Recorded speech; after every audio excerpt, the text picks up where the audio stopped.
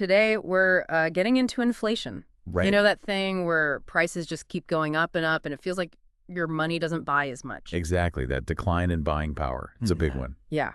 So our starting point for this is actually to, well, dig deeper, pull out the really key stuff, what it is, the different kinds, the causes, effects, and importantly, how we try to fight it. Absolutely. Go beyond the textbook definition and see how it actually plays out, connected to what you experience. Okay, so let's nail down that definition first. Inflation. It's not just like the price of petrol going up for a week. No. It has to be sustained Yeah. and general Yeah. across the board. So a broad increase in prices over time, and at the same time, your pound, your dollar, your euro, it buys less. Precisely. That drop in purchasing power is key. A one-off price hike for, say, avocados because of a bad harvest, that's not inflation. This is systemic. Got it. Now, the source broke it down into 4 types, which I found pretty useful. First one, consumer inflation. Right. CPI, Consumer Price Index. This is probably the one people feel most directly. Because it tracks. It tracks the prices of things households typically buy. Food, clothes, rent, transport, the everyday stuff. So it's a direct measure of how your household budget is getting squeezed, Yeah, basically. it hits close to home. Then number 2 was producer inflation, PPI. Producer Price Index. This flips the perspective. It looks at the prices businesses, the producers, are getting for their goods. So what they're paying for raw materials and components? Well, more what they receive when they sell their outputs, but yeah, it reflects their cost pressures. Things like raw materials, energy, intermediate goods, Yeah. stuff they use to make other stuff. Okay. And if their costs go up? Then often, yeah, consumer prices might follow down the line. It can be a leading indicator sometimes. Makes sense. Then there was all-inclusive inflation. Sounds comprehensive. It tries to be. It's broader, combining elements of both consumer and producer prices, trying to capture the whole picture across the economy. A bigger snapshot. Kind of, yeah. A more holistic view of price changes. And the 4th one. This one sounds serious. Hyperinflation. Oh, it is. Extremely serious. Hyperinflation isn't just high inflation, it's completely out of control. Like runaway prices. Think inflation rates hitting, say, 50% per month, or even higher. It's incredibly destructive. Wow. 50% a month. Yeah, it means money becomes almost worthless, like really fast. Yeah. People might stop using the official currency altogether, turn to barter or foreign currency. It can cause complete economic collapse. Okay, that's, Yeah. a different beast entirely compared to the couple of percent we might usually see. So what actually causes these price rises? The source mentioned 2 main drivers. Right. The first one is demand pull inflation. Demand pull, so too much demand. Basically, yes. Think of it as too much money chasing too few goods and services. Everyone, consumers, businesses, government, wants to buy more stuff than the economy can actually produce at that moment. So like a bidding war, almost. Yeah, Driving prices up. that's a good way to put it. Yeah. Yeah, this excess demand pulls prices upwards. Maybe consumer confidence is really high, or the government is spending a lot, or exports are booming. Whatever the reason, demand is outstripping supply. Okay. Demand pulling prices up. What's the other side of the coin? That would be cost push inflation. Cost push. So this comes from the supply side, the cost of making things. Exactly. Here, it's not about excess demand. It's about the cost of production going up. Like what? Wages, materials. Could be higher wages, yeah.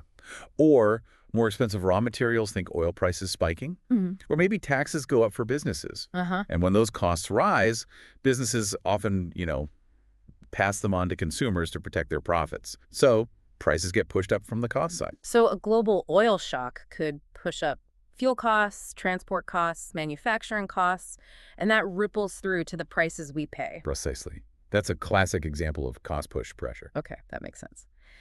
So we have these rising prices.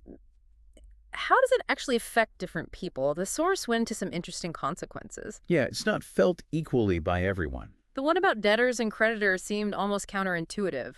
Borrowers benefit. It can seem that way, yeah. Yeah. If you borrowed money, say with a fixed interest rate loan, and then inflation takes off, Mm-hmm. you're paying back that loan with money that's worth less. Its purchasing power has decreased. So the real value of your debt actually goes down. Huh.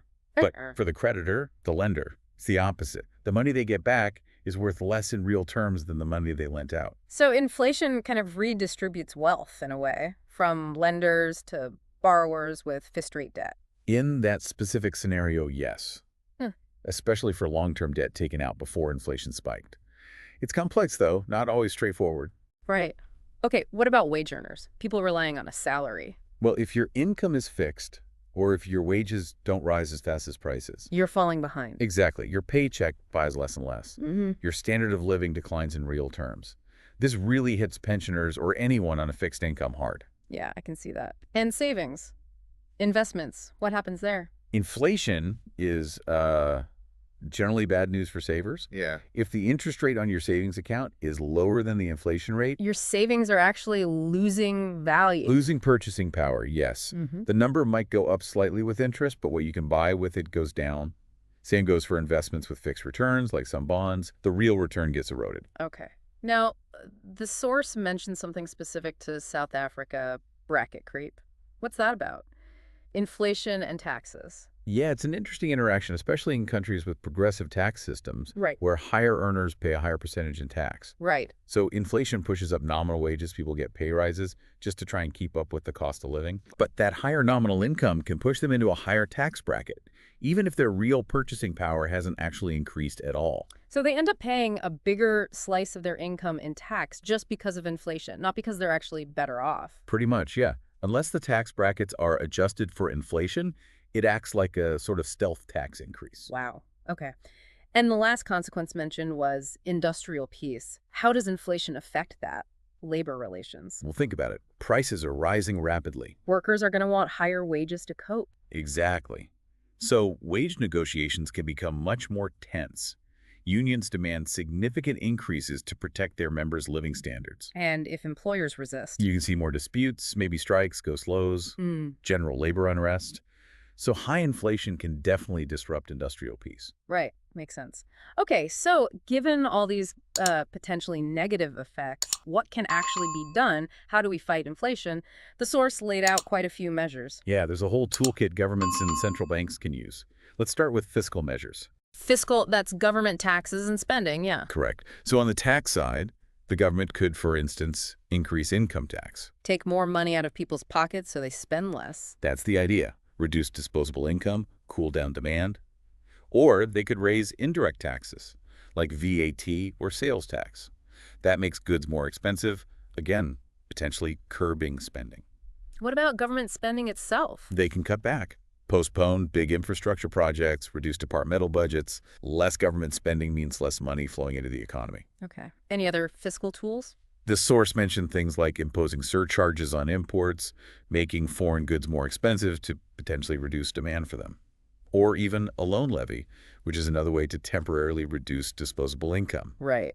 Now, moving on to monetary measures. This is the central bank's territory. Yes, the Reserve Bank or the Fed or the Bank of England, depending where you are, their main focus is influencing money supply and credit. How do they do that? The key tool is managing the quantity of money. They might use open market operations, buying or selling government bonds. Selling bonds takes money out of the system. Right.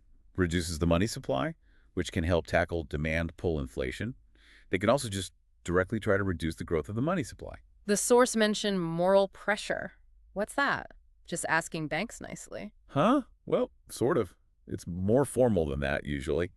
The central bank uses its influence maybe through speeches, guidelines, or direct communication to persuade commercial banks to be more cautious with their lending. Tighten up on giving out loans. Essentially, yes. Make credit harder to get or more expensive, again, aiming to cool down spending and borrowing.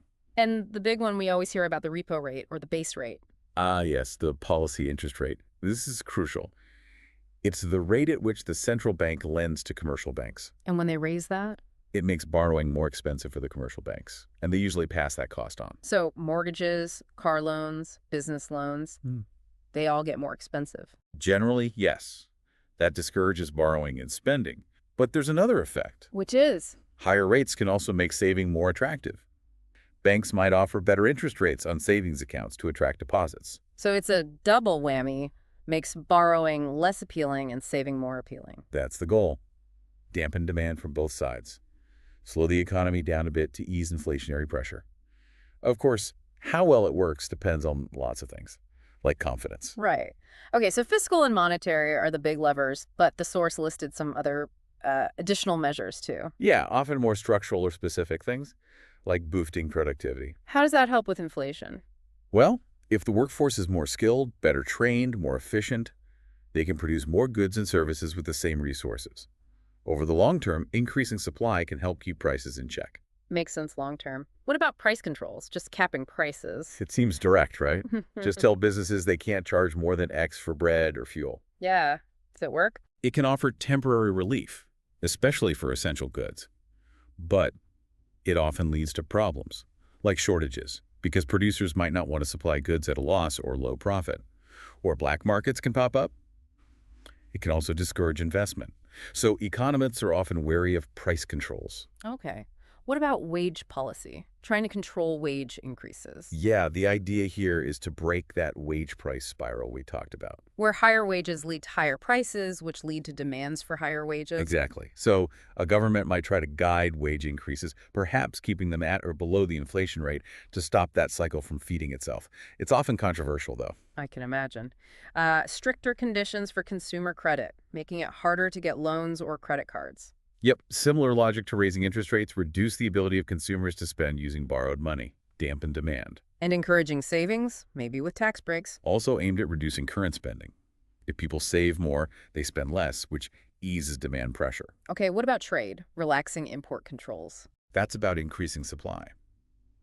If you reduce tariffs, remove quotas, make it easier to import goods, More goods come into the country, more competition. which can help push prices down, or at least slow the rate of increase. Right. And a floating exchange rate was mentioned. How does the currency value help? With a floating rate, the currency's value adjusts based on supply and demand. If a country has high inflation, its currency might weaken or depreciate. Making imports more expensive. Right, which might reduce demand for them. Yeah. But it also makes exports cheaper for foreigners, potentially boosting the economy that way. It's like an automatic adjustment mechanism. Interesting. And the last one was indexation, linking wages or pensions to inflation. Yeah, indexation isn't really about fighting inflation itself. It's more about cushioning the blow. Protecting people's purchasing power. Exactly.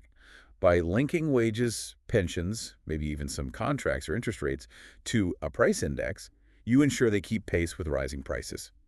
It helps maintain the real value for those affected, but doesn't lower the overall inflation rate. Okay, wow. We have covered a lot of ground here. Definitely. So just to pull it together quickly, inflation is that sustained rise in general prices, lowering purchasing power. We've got consumer CPI, producer PPI, all inclusive.